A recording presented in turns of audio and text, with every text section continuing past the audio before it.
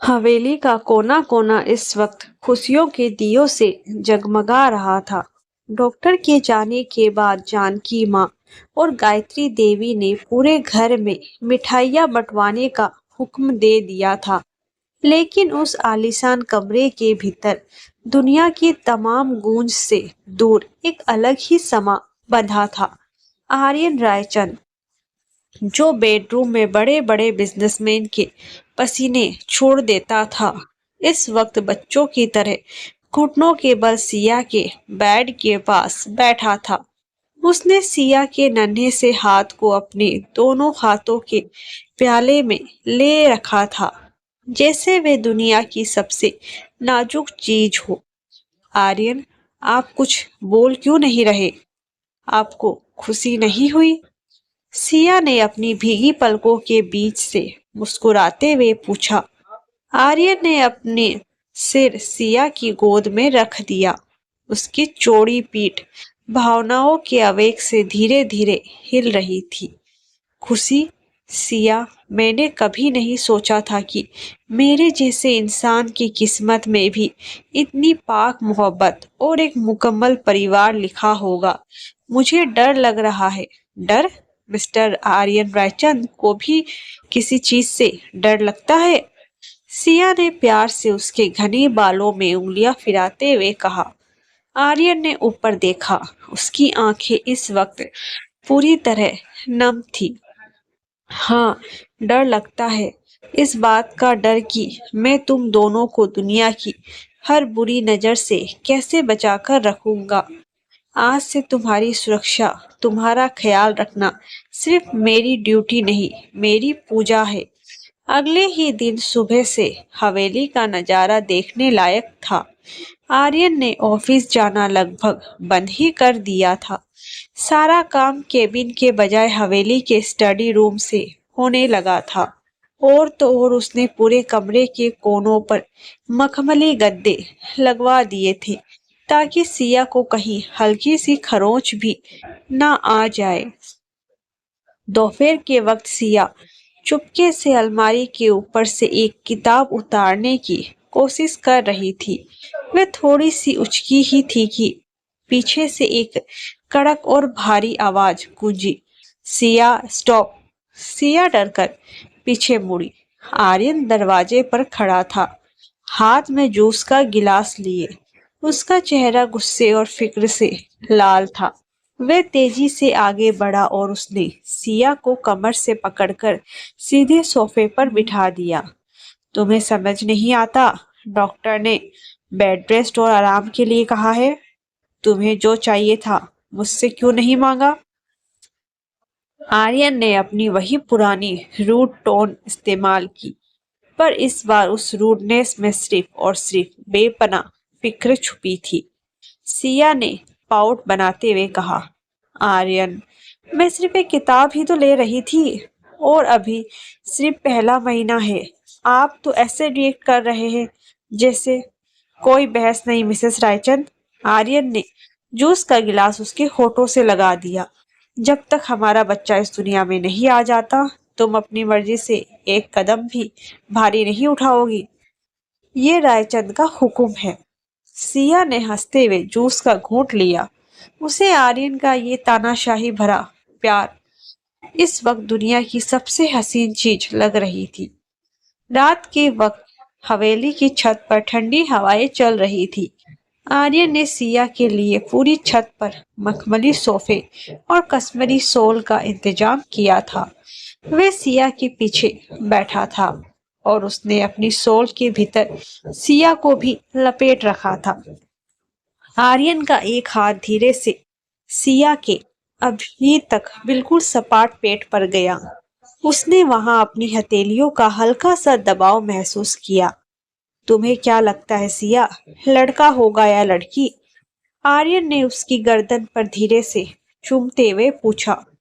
मुझे बस एक स्वस्थ बच्चा चाहिए आर्यन, जो बिल्कुल आपकी तरह जिद्दी ना हो। सिया ने पीछे मुड़कर उसकी आंखों में झांकते हुए शरारत से कहा।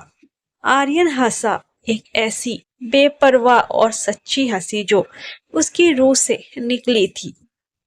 अगर वह तुम्हारी तरह मासूम हुआ तो मैं पूरी दुनिया से उसकी हिफाजत करूंगा, और अगर मेरी तरह जिद्दी हुआ तो भगवान ही मालिक है इस दुनिया का।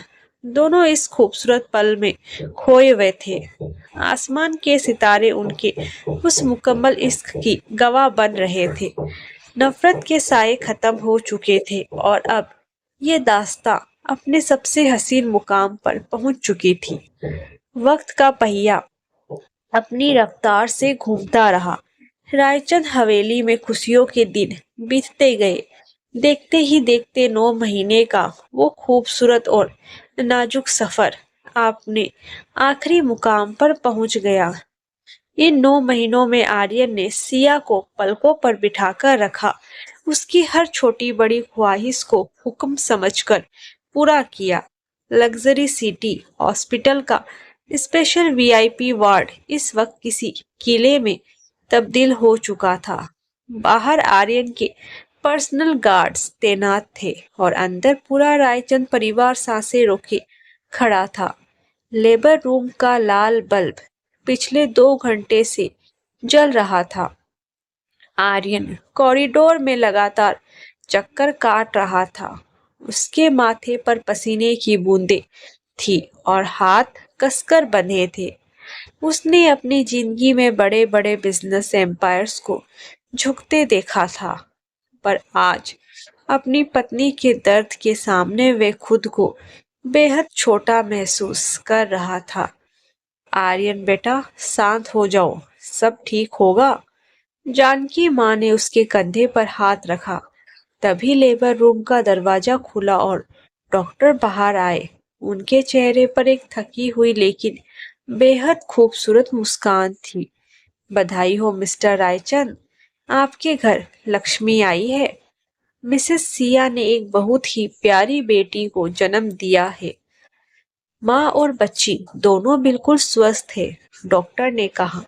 आर्यन के कदम वहीं रुक गए। उसकी आंखों से खुशी का एक कतरा ढलक गया। वे बिना एक पल गंवाए सीधे अंदर वार्ड की तरफ भागा। कमरे के भीतर मध्यम रोशनी थी। सिया बेड पर लेटी हुई थी। उसका चेहरा थका हुआ था, पर उसकी आंखों में एक अलौकिक चमक थी। उसके सीने से लिपटकर एक नन्ही सी जान सो रही थी, जिसके सिर पर हल्के काले बाल थे।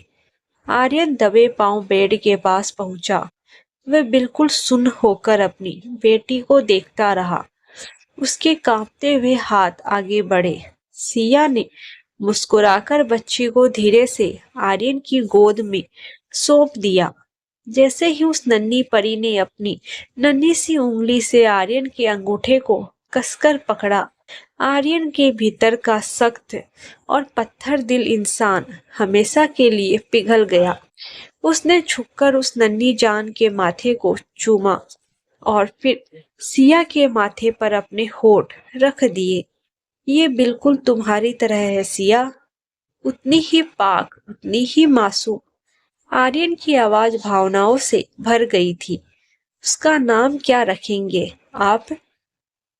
सिया ने आर्यन का हाथ थामते हुए पूछा। आर्यन ने अपनी बेटी की तरफ देखा, जो अपनी छोटी छोटी आंखें खोलने की कोशिश कर रही थी। इसका नाम होगा आर्या। हमारी मोहब्बत और हमारी इस जद्दी दास्ता की सबसे खूबसूरत मंजिल। हवेली वापस लौटने के बाद आर्यन का रूप देखने लायक था। वे एक एक्स्ट्रा पॉजिटिव पति तो था ही, पर अब वे एक हाइपर प्रोटेक्टिव पापा बन चुका था। एक दिन सिया कमरे में आई तो देखा कि आर्यन आर्या को अपनी छाती पर सुलाए बेड पर लेटा हुआ था। कमरे की सारी लाइटें मध्यम थी और वह बहुत धीरे धीरे उसके लिए एक लोरी गुनगुना रहा था। मिस्टर रायचंद, अगर आपके ऑफिस के बोर्ड मेंबर्स आपको इस तरह लोरी गाते देख ले तो क्या होगा? सिया ने मुस्कुराते हुए बेड के पास आकर कहा। उन्हें अपनी नौकरी प्यारी है सिया, वो कुछ नहीं बोलेंगे। आर्यन ने धीरे से कहा ताकि आर्या जाग ना जाए। उसने सिया का हाथ पकड़कर उसे अपने पास खींच लिया। और अब से आर्या की तरफ जो भी बुरी नजर से देखेगा उसका सामना रायचंद के बिजनेस माइंड से नहीं बल्कि एक जुनूनी बाप के गुस्से से होगा। सिया उसकी बाहों में सिमट गई। जो अनाथ लड़की कभी दुनिया में अकेली थी, आज उसके पास एक ऐसा रक्षक था जो उसके और उसकी बेटी के लिए पूरी दुनिया से लड़ सकता था।